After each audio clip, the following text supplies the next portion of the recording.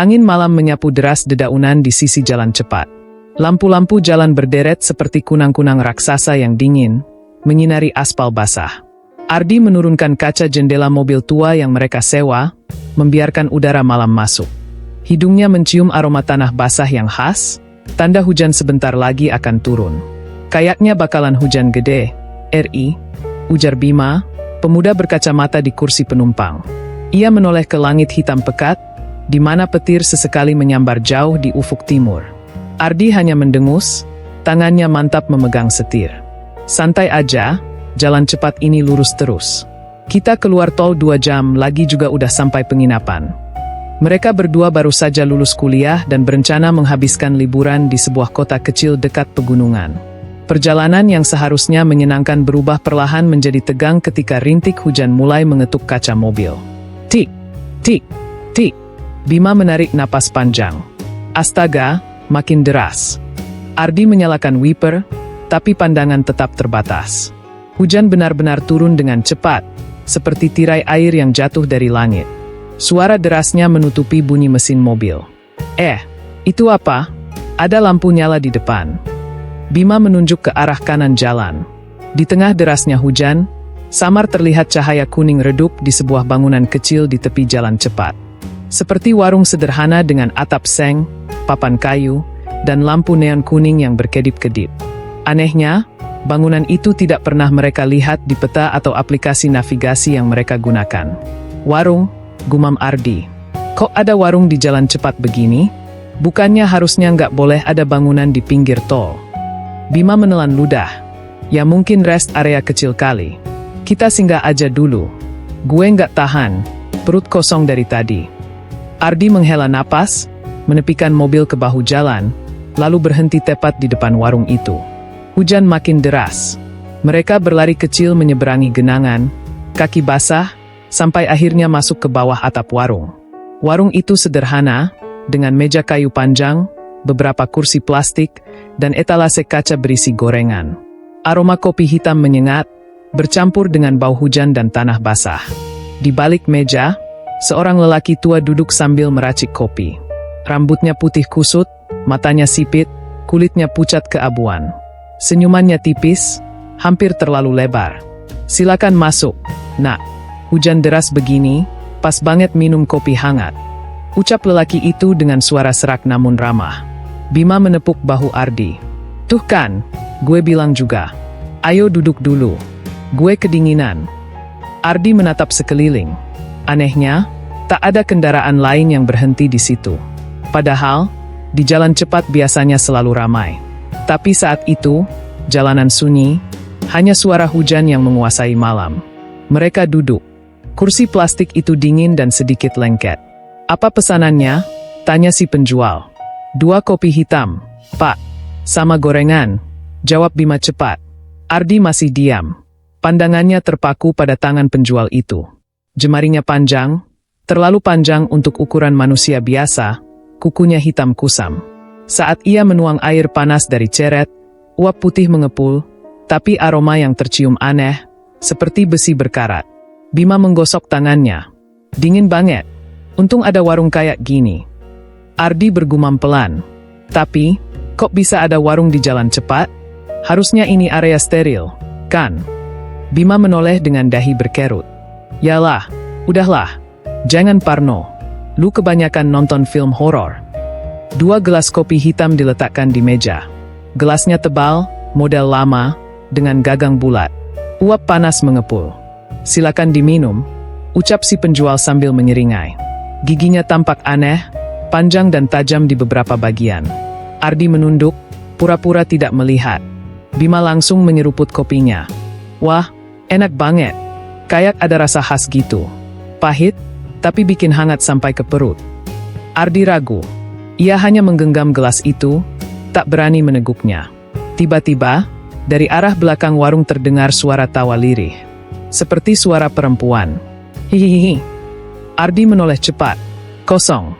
Hanya ada tirai hitam yang menutupi bagian belakang warung. Lu denger nggak? Bisiknya pada Bima. Apaan?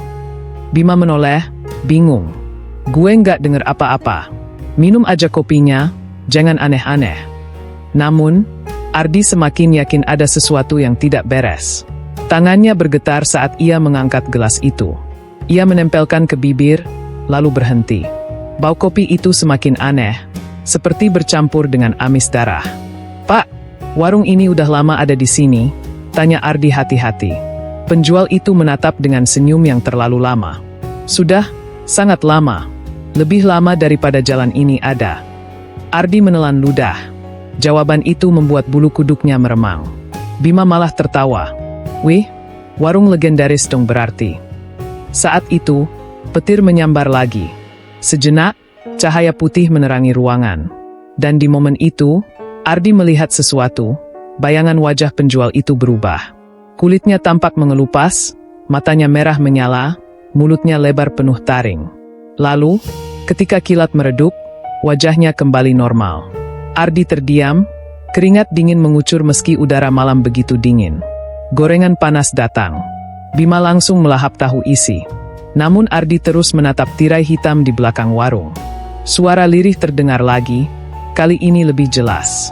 "Pergi, pergi dari sini." Ardi berdiri cepat, hampir menjatuhkan kursinya. "Lu beneran gak dengar suara itu, Bim?" Bima mengangkat alis. "Apaan sih, RI? Jangan bikin gue parno." Si penjual masih tersenyum. "Ada yang salah dengan makanan saya, Nak." Ardi tercekat. "Enggak, Pak. Cuma, saya kira tadi ada orang lain di belakang." Penjual itu menatapnya tajam. "Tidak ada siapa-siapa. Hanya saya di sini." Tapi saat ia berkata begitu, tirai hitam itu bergerak sendiri, seperti ada seseorang yang menyibakkannya dari dalam.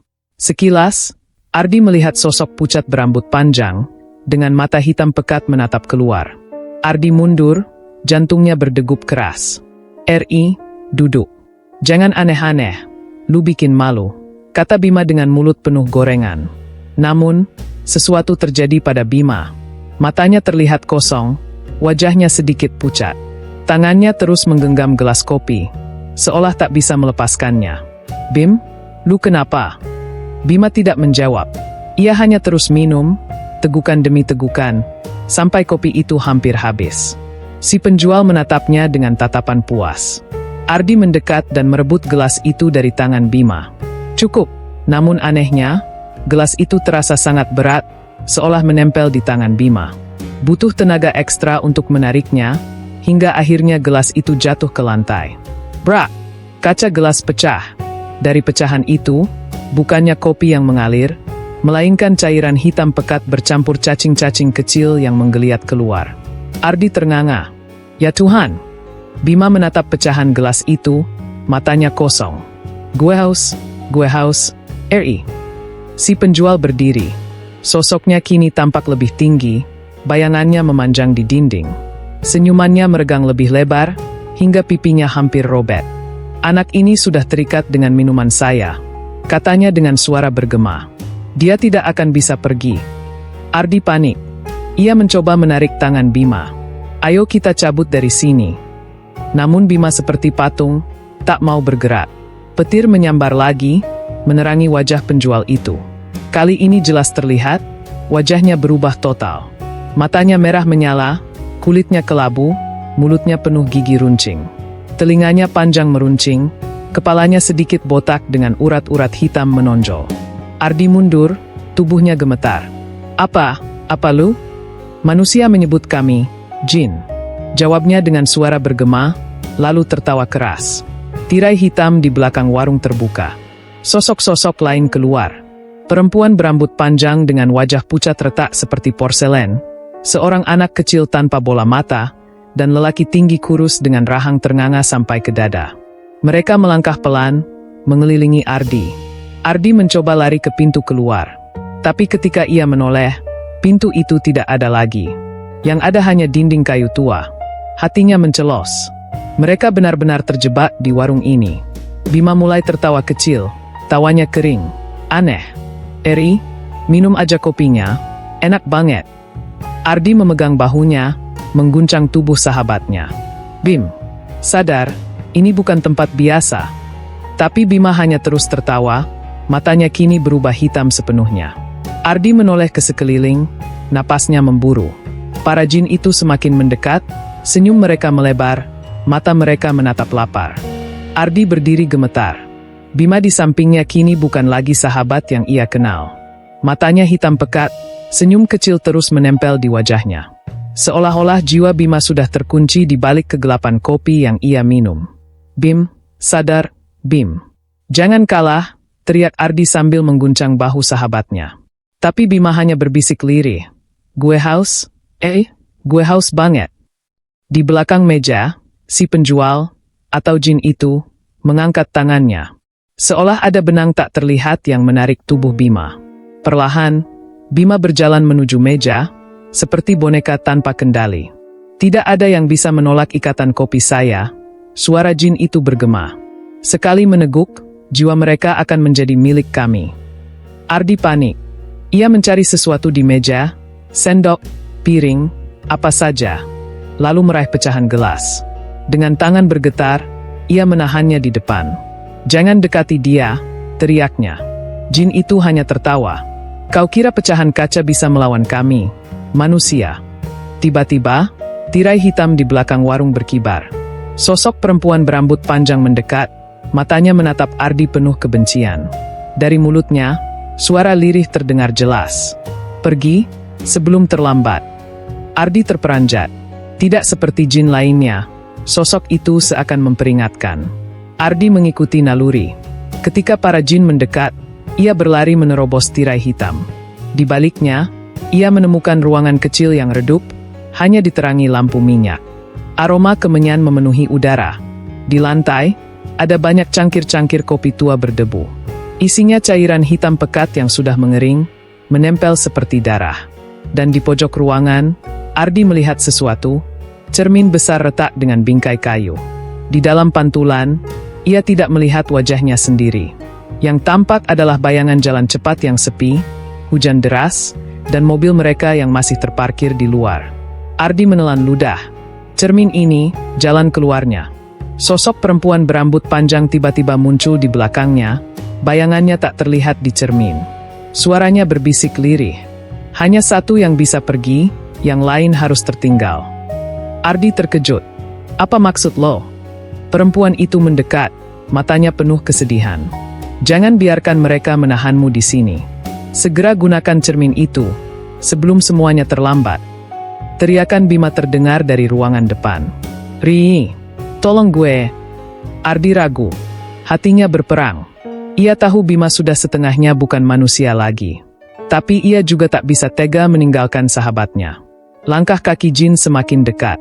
Bayangan mereka muncul di pintu tirai.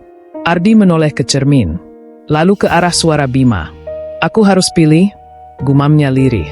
Sosok perempuan itu mendekatkan wajahnya ke telinga Ardi. "Kalau kau ragu, kau juga akan terjebak selamanya." Ardi menggenggam pecahan kaca. Dengan teriakan putus asa, ia kembali ke ruangan depan. Para jin sudah mengurung Bima, mendorongnya ke meja. "Lepasin dia, teriak Ardi, menusukkan pecahan kaca ke arah jin penjual. Namun, bukannya berdarah, tubuh jin itu hanya berasap, seperti asap kemenyan yang ditebas angin. Ia tertawa keras. "Manusia tolol. Tidak ada senjata dunia yang bisa melukai kami." Ardi semakin panik. Ia menoleh ke Bima. "Bim, lawan. Jangan biarkan mereka masukin lu lebih dalam." Bima bergetar, wajahnya menegang, seolah berusaha melawan. Untuk sesaat, matanya kembali normal. "Ri, tolong gue." Ardi menarik tangannya. "Ayo, kita keluar lewat cermin. Cepat." Mereka berlari ke ruangan belakang. Tapi para jin mengejar, tangan-tangan panjang mereka mencoba meraih. Ardi dan Bima berdiri di depan cermin retak. Bayangan jalan cepat masih terlihat jelas. "Masuk," teriak Ardi. Tapi perempuan berambut panjang itu muncul lagi, menatap mereka dengan mata sendu. "Hanya satu yang bisa lolos. Pilihlah." Bima menatap Ardi. "Lu aja, Ri, gue udah kecanduan kopi sialan itu. Gue nggak yakin bisa bebas." Ardi menggeleng keras. "Nggak, kita harus keluar berdua." Jin penjual mendekat, suaranya bergema. "Cepatlah memilih. Jika tidak, kalian berdua akan jadi milik kami." Cermin mulai bergetar. Retakannya melebar. Jika pecah, jalan keluar itu hilang. Ardi menggertakkan gigi, lalu mendorong Bima ke arah cermin. Lu harus keluar. Gue nggak bakal ninggalin lu di sini. Bima berteriak. Ri. Tubuhnya menembus cermin, menghilang. Detik itu juga, cermin pecah berkeping-keping. Ardi tersisa di dalam warung. Para jin berhenti. Mereka menatap Ardi dengan tatapan puas. Si penjual tersenyum lebar, memperlihatkan deretan gigi tajam. Kau memilih pengorbanan, katanya. Bagus. Sangat bagus. Ardi jatuh berlutut, napasnya terengah. Ia tahu ia tidak bisa keluar lagi. Namun hatinya lega karena Bima selamat. Sosok perempuan berambut panjang mendekat. Untuk pertama kalinya, wajahnya terlihat damai. Ia berbisik, terima kasih, karena kau sudah berani memilih. Lalu, dalam sekejap, semua gelap. Bima terbangun dengan tubuh basah kuyup di dalam mobil yang terparkir di pinggir jalan cepat. Hujan masih deras, tapi warung kopi itu tidak ada. Hanya ada jalan lurus dan hutan gelap di sisi. Ia menoleh ke samping. Kursi pengemudi kosong. Ardi, panggilnya pelan. Tak ada jawaban. Di dashboard mobil, ada satu gelas kopi tua berisi cairan hitam pekat. Uapnya masih mengepul. Bima tertegun. Tangannya bergetar ketika hampir meraihnya. Lalu ia menahan diri, memalingkan wajah. Air matanya mengalir. Maafin gue, Ri, lu yang harusnya hidup, bukan gue. Hujan terus turun. Jalan cepat sepi. Dan dari kaca spion, Bima melihat sesuatu. Sekilas bayangan Ardi duduk di kursi belakang, tersenyum dengan wajah pucat.